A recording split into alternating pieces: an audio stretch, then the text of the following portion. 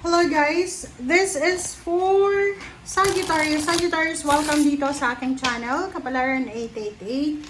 Welcome guys. Alamin natin kung anong messages, vibration, gabay energy para sa inyong lahat. Sagittarius, I hope na makuha mo yung energy. I hope na makaresonate ka sa akin or sa barahan na to. Okay, Sagittarius, please connect your intuition sa lahat ng baraha. Okay, 4 of spade, number 49. Number 7, pareho silang spade, number 25. Okay, first card mo, 4 of spade. Dito sinasabi ng barahan na, depende. Possible na mayroong evil eye. Diba? Possible na may evil eye, or possible na may mga tao sa paligid mo, Sagittarius, na pinag-iisipan ka ng masama or hindi mo dapat pagkatiwalaan. Kailangan mong pag-isipan ng magsuspecha ka. Yung parang gano'n. Okay? 7 of spade, number 25. Dito sinasabi ng baraha sa'yo na, nako, posibleng may divorce or legal separation or annulment, or pwedeng kung wala naman na hindi naman kasal, wala namang commitment, pwedeng maghiwalay. So, comment down below if you are resonated. Makakaloka yung mga barahan nyo. Yung barahan ng Aries, tsaka Sagittarius, parang similar kayo. Pero bakit yung Leo iba? Kaya nga, diba, hindi lahat pare-pareho yung mga signs, kahit pare-pareho yung signs. Okay. Sorry. Okay, organize the mind. Nako.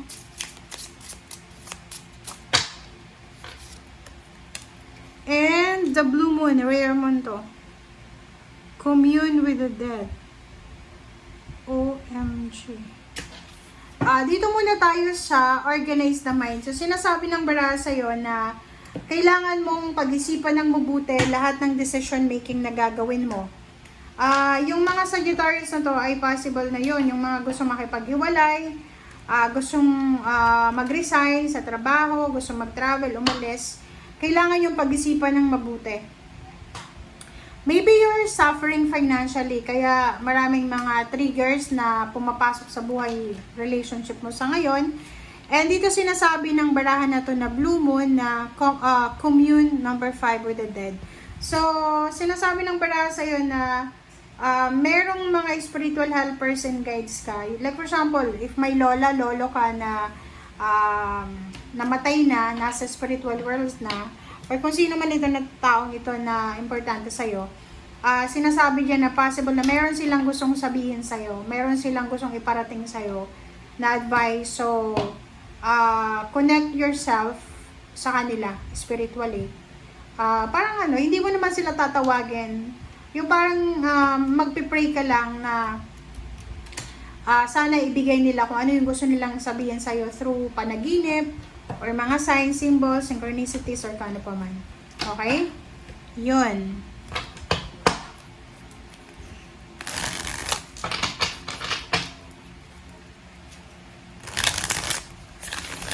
Oops, sorry guys. OMG.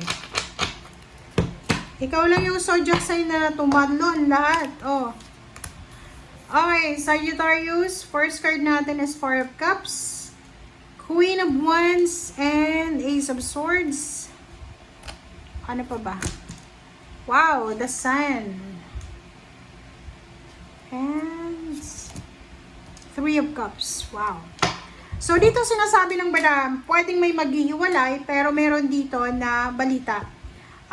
Maybe there's someone na naghihintay.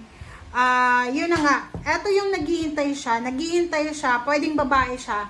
Pwedeng babaeng Sagittarius or lalaki yung Sagittarius. Basta mayroon ditong isang tao na naghihintay na sana matapos na yung relationship niya. Maybe on process sa divorce, annulment, or kung ano pa man na paghihiwalay.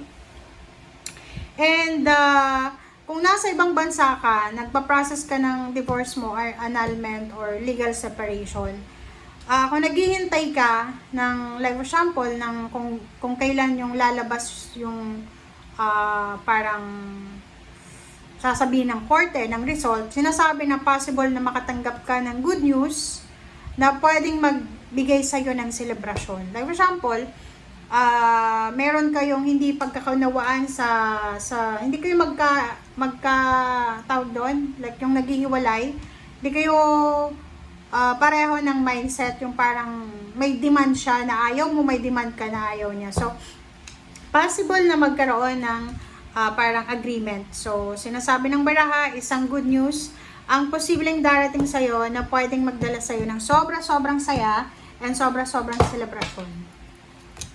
Okay, the Hangman. Four of Pentacles.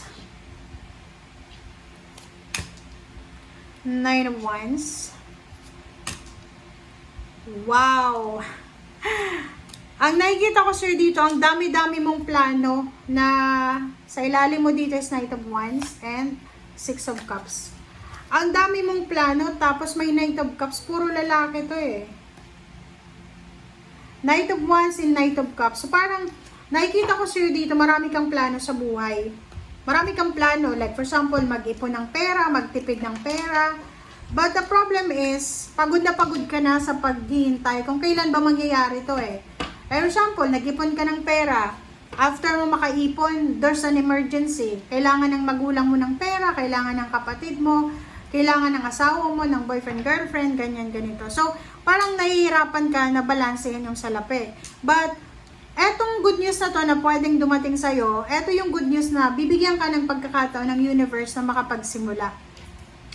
Anong ibig sabihin yan? So, possible na, yun na nga, it's either, etong magtatapos na to is trabaho. Pwedeng na-lay off ka or na-terminate ka sa trabaho. So, sinasabi ng barahan na pwedeng may isang offer, job offer na darating sa'yo para makapagsimula ka ulit. No? So, may trabaho ka na. So, kung tungkol naman ito sa relationship, posibleng after mo makipaghiwalay, posibleng yung paghiwalay na to, magpapahinga ka lang, tapos mayroon ka na ditong manliligaw kasi dalawa to eh, 'di ba? May death card dito eh. So, ibig sabihin, after matapos ng relationship or after matapos ng trabaho, mayroon ditong relationship na papasok ulit, may trabahong papasok. So, it's either ano man yung mawala sa'yo, mawalan ka man ng relationship, ng trabaho, sinasabi ng barahan na babalik at babalik to sa'yo.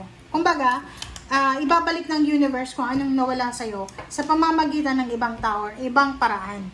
Okay? So, yan guys ang sinasabi ng baraha. Maraming salamat sa panonood. See you again. Okay, bye!